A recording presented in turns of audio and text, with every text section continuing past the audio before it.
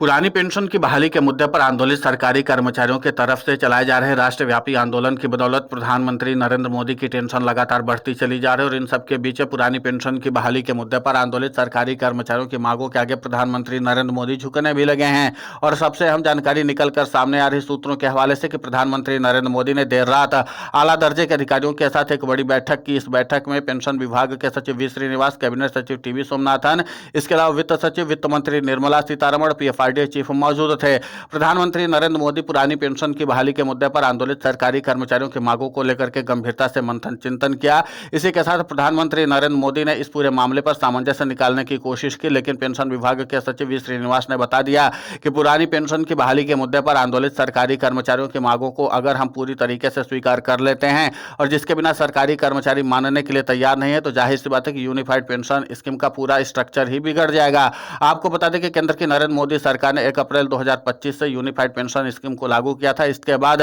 सरकारी कर्मचारियों को इसे स्वीकार करने के लिए लगातार तारीखों का आंकड़ा बढ़ाया गया, लेकिन बावजूद इसके सरकारी कर्मचारियों ने यूनिफाइड पेंशन स्कीम को स्वीकार नहीं किया और इसी के नाते से प्रधानमंत्री नरेंद्र मोदी की भी अब फजीहत होने लगी है। आपको बता दें कि यूनिफाइड पेंशन स्कीम को एनपीएस और यूपीएस का विकल्प बताया गया था, लेकिन पूरी तरीके से यूनिफाइड पेंशन स्कीम फिसड्डी साबित हुई है और इसी के नाते से इस पूरे मामले को लेकर के प्रधानमंत्री नरेंद्र मोदी को एक ही रास्ता सूझ रहा है कि आखिरकार यूनिफाइड पेंशन स्कीम को वापस ले लिया जाए क्या। आपको बता दें कि अभी तक यूनिफाइड पेंशन स्कीम की कई बार तारीखें बढ़ाई गई। सबसे पहले 30 सितंबर का तारीख दिया गया था, उसके बाद 30 अक्टूबर का समय दिया गया है, लेकिन फिर भी कोई सुधार नहीं हुआ। पुरानी पेंशन की बहाली के मुद्दे पर आंदोलित सरकारी कर्मचारियों ने यूनिफाइड पेंशन स्कीम को अभी तक स्वीकार नहीं किया। अब 30 नवंबर की तारीख बढ़ाई गई है। माना जा रहा है कि 30 नवंबर ये अंतिम तारीख है, इसके बाद यूनिफाइड पेंशन स्कीम को वापस लिया जा सकता है, क्योंकि अभी तक जो केंद्र की नरेंद्र मोदी सरकार की तरफ से प्रयास किए गए हैं उसमें कोई भी सफलता नहीं मिली है। हालांकि इसको प्रचारित प्रसारित करने के साथ सरकारी कर्मचारियों को इसके साथ जोड़ने के लिए तमाम तरह की कवायद की गई,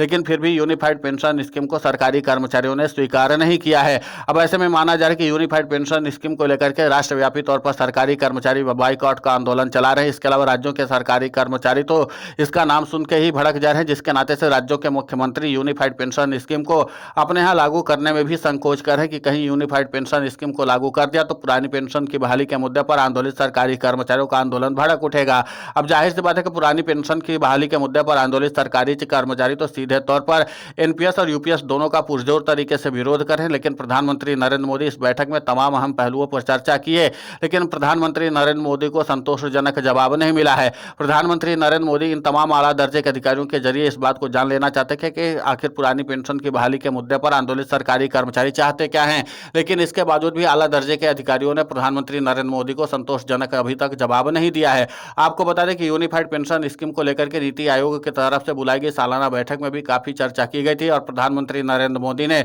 उसी समय पेंशन विभाग के सचिव वी श्रीनिवास को कहा था कि अगर पुरानी पेंशन की बहाली के मुद्दे पर आंदोलित सरकारी कर्मचारी कुछ मांगों को लेकर के असहमत है तो उनके साथ संवाद स्थापित करके कुछ मांगों पर सुधार किया जा सकता है और कुछ मांगों को उन्हें मानने के लिए कहा जा सकता है। लेकिन यूनिफाइड पेंशन स्कीम में 2 से 3 बार सुधार किया जा चुका है, लेकिन पुरानी पेंशन की बहाली के मुद्दे पर आंदोलित सरकारी कर्मचारियों और उनके प्रतिनिधियों ने कहा कि जो सुधार सरकार की तरफ से किया गया ना तो हमने उसकी मांग की थी और ना ही हमने उसकी सुधार की मांग की थी। आपको बता दें कि पुरानी पेंशन की बहाली के मुद्दे पर आंदोलित सरकारी कर्मचारियों और उनके प्रतिनिधियों ने लिखित तौर पर एक जानकारी भेजी थी पेंशन विभाग के सचिव के साथ, पेंशन मंत्री डॉक्टर जितेंद्र कुमार सिंह के पास और इसी के साथ वित्त मंत्री निर्मला सीतारमण, कैबिनेट सचिव को भी भेजा था, इसी के साथ वित्त सचिव को भी भेजा था, पीएफआईडी चीफ को भी भेजा था, लेकिन बावजूद इसके पुरानी पेंशन की बहाली के मुद्दे पर आंदोलित सरकारी कर्मचारियों की मांगों को गंभीरता से नहीं लिया गया था। अब माना जा रहा है कि पुरानी पेंशन की बहाली के मुद्दे पर आंदोलित सरकारी कर्मचारियों ने जिस तरीके से अपने पावर का इस्तेमाल किया और जिस तरीके से राष्ट्रव्यापी आंदोलन यूनिफाइड पेंशन स्कीम के खिलाफ चलाया है, उसकी नतीजा यह है कि अब पुरानी पेंशन की बहाली के मुद्दे पर आंदोलित सरकारी कर्मचारियों के आगे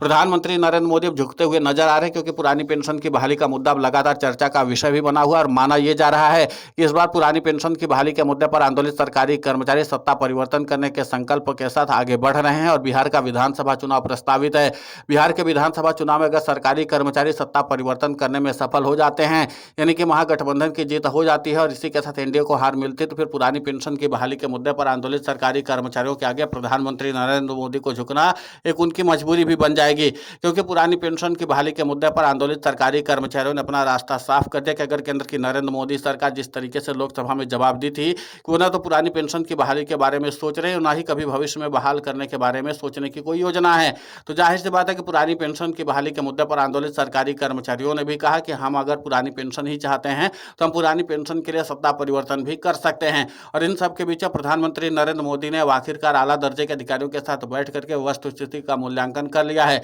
लेकिन बावजूद इसके प्रधानमंत्री नरेंद्र मोदी भी 30 नवंबर तक का इंतजार करेंगे कि हो सकता है कि कोई करिश्मा हो जाए और इसके बाद सरकारी कर्मचारी पुरानी पेंशन की बहाली के बजाय सीधे तौर पर यूनिफाइड पेंशन स्कीम को स्वीकार कर लें। आपको बता दें कि यूनिफाइड पेंशन स्कीम में कई अमूलचूल सुधार किए गए और पेंशन अदालत भी लगाई गई थी सितंबर के महीने में। तब पेंशन मंत्री डॉक्टर जितेंद्र सिंह ने यह कहा था कि हम पुरानी पेंशन की बहाली के मुद्दे पर आंदोलित सरकारी कर्मचारियों के साथ सामंजस्य स्थापित करके इस मामले का समाधान निकालेंगे। लेकिन बावजूद इसके जब पेंशन अदालत लगाई गई और उसके बाद 2 हफ्ते का समय भी लिया गया था, 2 हफ्ते का समय बीता, लेकिन सरकारी कर्मचारियों की मांगों पर जरा भी गंभीरता से विचार नहीं हुआ। जो सरकार अपने मन से आया वही सुधार कर दी और इसी के नाते से पुरानी पेंशन की बहाली के मुद्दे पर आंदोलित सरकारी कर्मचारियों और सरकार के बीच ठन गई है। पुरानी पेंशन की बहाली के मुद्दे पर आंदोलित सरकारी कर्मचारियों ने साफ तौर पर बिगुल फूंक दिया है। वो किसी भी हाल में यूनिफाइड पेंशन स्कीम को स्वीकार नहीं करेंगे। केंद्र की नरेंद्र मोदी सरकार को अपनी वोट की चोट के जरिए अपनी ताकत का एहसास करवाएंगे और इसके लिए सरकारी कर्मचारी ग्राउंड जीरो पर अभी से काम करना शुरू कर चुके हैं। अब देखना महत्वपूर्ण होगा कि जिस तरीके से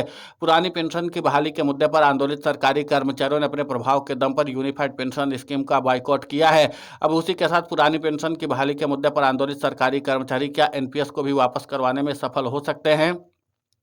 क्योंकि पुरानी पेंशन की बहाली के मुद्दे पर आंदोलित सरकारी कर्मचारियों ने अपने आंदोलन के जरिए ही यूनिफाइड पेंशन स्कीम को, जो प्रधानमंत्री नरेंद्र मोदी की महत्वाकांक्षी पेंशन योजना थी, उसको पूरी तरीके से बट्टा लगा दिया और माना यही जा रहा है कि 30 सितंबर तक यूनिफाइड पेंशन स्कीम को वापस लेना ही प्रधानमंत्री नरेंद्र मोदी की मजबूरी हो जाएगी। क्योंकि लगभग 24 लाख केंद्रीय कर्मचारियों में से महज 70,000 सरकारी कर्मचारियों ने ही यूनिफाइड पेंशन स्कीम को स्वीकार किया है। हम ये भी मान लेते हैं कि मान लीजिए 1 लाख सरकारी कर्मचारियों ने यूनिफाइड पेंशन स्कीम को स्वीकार कर लिया है। हालांकि कुछ आंकड़ों के मुताबिक यह संख्या 95,000 बताई जा रही है, लेकिन हम मोटा मोटा आंकड़ा मान लेते हैं कि 1 लाख भी सरकारी कर्मचारियों ने अगर यूनिफाइड पेंशन स्कीम को स्वीकार किया तो भी यह फेल बताई जा सकती है। क्योंकि 24 लाख सरकारी कर्मचारियों में से महज 1 लाख सरकारी कर्मचारियों के लिए एक अलग से पेंशन योजना नहीं चलाई जा सकती है। इसके अलावा राज्यों के सरकारी कर्मचारी किसी भी हाल में यूनिफाइड पेंशन स्कीम को स्वीकार करने के लिए तैयार नहीं है। फिलहाल इस पूरे घटनाक्रम को लेकर के आपकी प्रतिक्रिया बहुत महत्वपूर्ण होती है, आप हमें कमेंट करके जरूर बताएं। साथ ही पुरानी पेंशन की बहाली के मुद्दे पर हम लगातार आंदोलित होकर के खबरें चला रहे हैं। आप हमारे समर्थन के लिए चैनल को सब्सक्राइब करें, खबर को ज़्यादा से ज़्यादा शेयर करें ताकि पुरानी पेंशन की बहाली का मुद्दा और बुलंद हो।